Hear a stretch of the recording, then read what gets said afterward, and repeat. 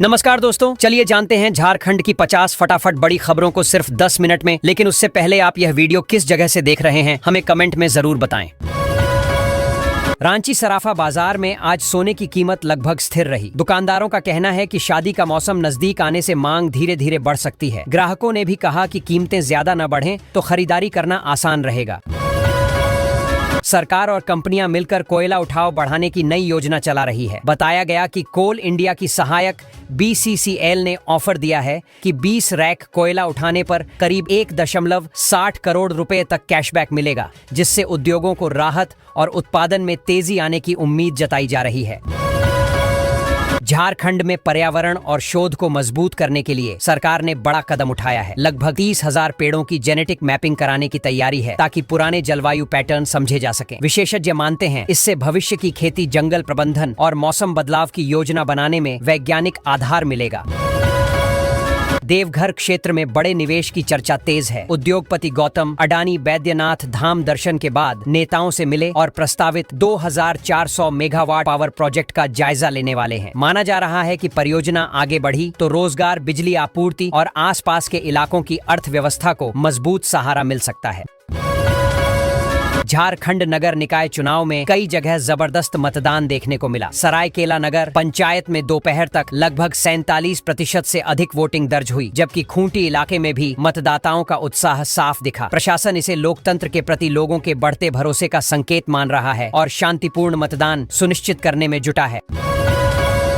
धनबाद नगर निगम चुनाव में मेयर और वार्ड पार्षद चुनने के लिए मतदान संपन्न हो गया। लोगों ने लंबी कतारों में लगकर वोट डाला। कई बूथों पर युवाओं और महिलाओं की भागीदारी खास दिखी। प्रशासन का कहना है कि इस बार मतदाता विकास और बुनियादी सुविधाओं के मुद्दों को लेकर ज्यादा गंभीर नजर आए।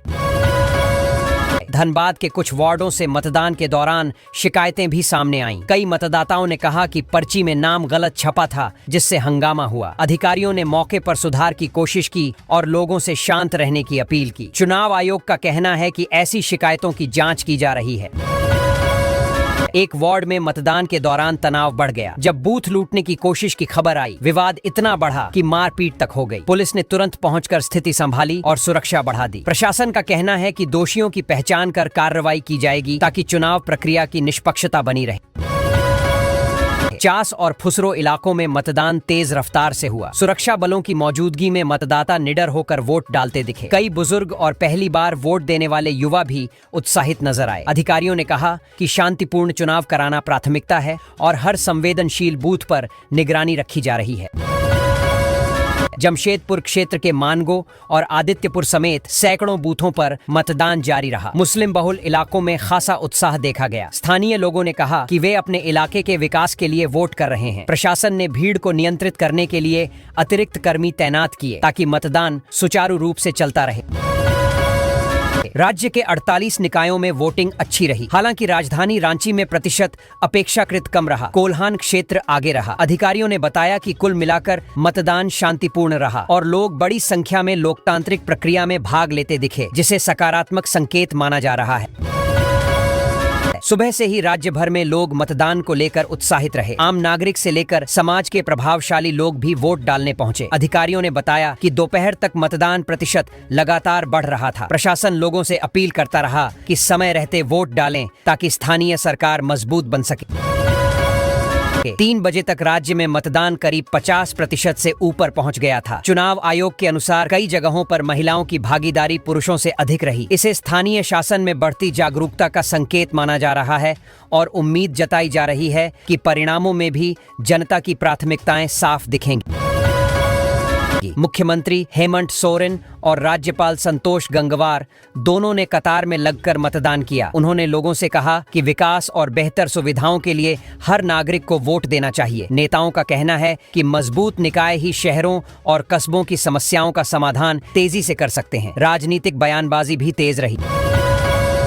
भाजपा सांसद निशिकांत दुबे ने कहा कि चुनाव के बाद ईवीएम को लेकर विपक्ष की शंकाएं दूर हो जाएंगी। उनका दावा है कि परिणाम पारदर्शी प्रक्रिया से आएंगे और जनता का भरोसा मशीनों पर और मजबूत होगा। कांग्रेस की स्थिति पर भी नजरें टिकी हैं। विश्लेषकों का मानना है कि निकाय चुनाव में पार्टी का प्रदर्शन उसके संगठन की असली ताकत दिखाएगा। यदि नतीजे उम्मीद से कम रहे तो गठबंधन में खींचतान बढ़ सकती है। वहीं बेहतर प्रदर्शन हुआ तो राज्य की राजनीति में संतुलन बदल सकता है। राज्य भाजपा अध्यक्ष आदित्य साहू ने सरकार पर गंभीर आरोप लगाए हैं। उन्होंने कहा कि विपक्ष के नेताओं पर मुकदमे दर्ज किए जा रहे हैं, जबकि अपराधियों को संरक्षण दिया जा रहा है। सत्ता पक्ष ने इन आरोपों को राजनीतिक बयान बताया और कहा कि कानून सबके लिए बराबर है। झारखंड में साइबर ठगी का बड़ा मामला सामने आया है। विदेश से जुड़े गिरोह बेरोजगार युवाओं को नौकरी का झांसा देकर पैसे ठग रहे थे। पुलिस ने लोगों से सावधान रहने और किसी भी संदिग्ध कॉल या लिंक पर भरोसा न करने की अपील की है। जांच एजेंसियां नेटवर्क खंगालने में जुटी हैं। राज्य में मौसम बदलने वाला है। मौसम विभाग ने चेतावनी दी है कि रांची समेत कई जिलों में अगले 2 दिनों तक बारिश हो सकती है। तापमान में गिरावट और हवा की दिशा बदलने से ठंडक बढ़ सकती है। किसानों को सलाह दी गई है कि फसल की सुरक्षा के लिए तैयारी रखें।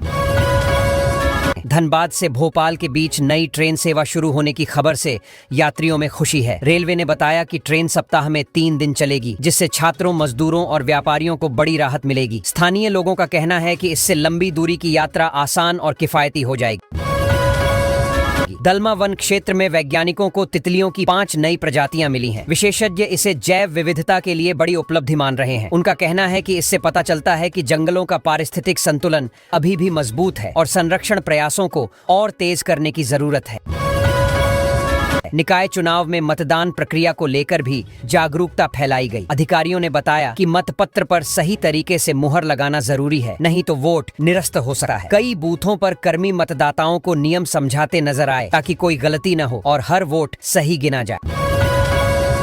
एक और चर्चा यह रही कि इन चुनावों में नोटा विकल्प उपलब्ध नहीं है। कई मतदाताओं को बूथ पर पहुंचकर इसकी जानकारी मिली। अधिकारियों ने स्पष्ट किया कि मतदाता को किसी न किसी उम्मीदवार को ही चुनना होगा, क्योंकि इस बार व्यवस्था अलग तरीके से लागू की गई है। विधानसभा में भी प्रशासनिक व्यवस्था पर चर्चा हुई। विधायक जयराम महतो ने कहा कि ट्रांसफर पोस्टिंग में जनप्रतिनिधियों की भूमिका होनी चाहिए और उन्होंने दूसरे राज्यों के उदाहरण दिए। सरकार ने कहा कि पारदर्शिता बनाए रखते हुए इस सुझाव पर विचार किया जा सकता है। राजनीतिक हलकों में बयानबाजी तब और तेज हो गई जब पापू यादव और निशिकांत दुबे के बीच जुबानी तकरार हुई। अदानी की यात्रा से लेकर संभावित राजनीतिक समीकरणों तक आरोप प्रत्यारोप चले। विश्लेषकों का कहना है कि चुनावी माहौल में ऐसी बयानबाजी और बढ़ सकती है।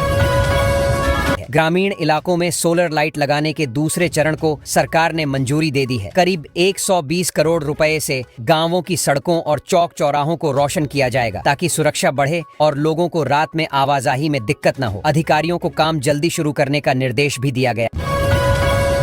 मुख्यमंत्री मेधा छात्रवृत्ति के तहत आज लगभग 5000 छात्रों के खातों में सीधे पैसे भेजे गए। सरकार चाहती है कि आर्थिक कमी पढ़ाई में बाधा न बने। स्कूलों को भी कहा गया है कि वे पात्र छात्रों की सूची सही समय पर भेजें, ताकि किसी योग्य विद्यार्थी का नाम छूट न जाए।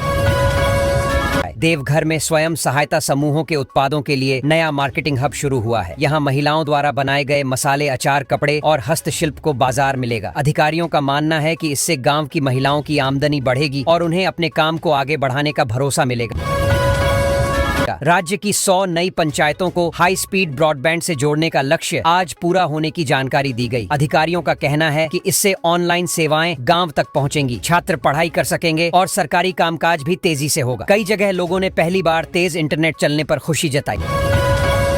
राज्य की 100 नई पंचायतों को हाई स्पीड ब्रॉडबैंड से जोड़ने का लक्ष्य आज पूरा होने की जानकारी दी गई। अधिकारियों का कहना है कि इससे ऑनलाइन सेवाएं गांव तक पहुंचेंगी, छात्र पढ़ाई कर सकेंगे और सरकारी कामकाज भी तेजी से होगा। कई जगह लोगों ने पहली बार तेज इंटरनेट चलने पर खुशी जताई। आज झारखंड के 48 नगर निकायों में सुबह 7 बजे से मतदान शुरू हुआ। लोगों ने उत्साह दिखाया और कई जगह महिलाएं भी बड़ी संख्या में वोट देने पहुंची। चुनाव आयोग का कहना है कि शांति बनाए रखने के लिए पर्याप्त सुरक्षा बल तैनात किए गए हैं और मतदान प्रक्रिया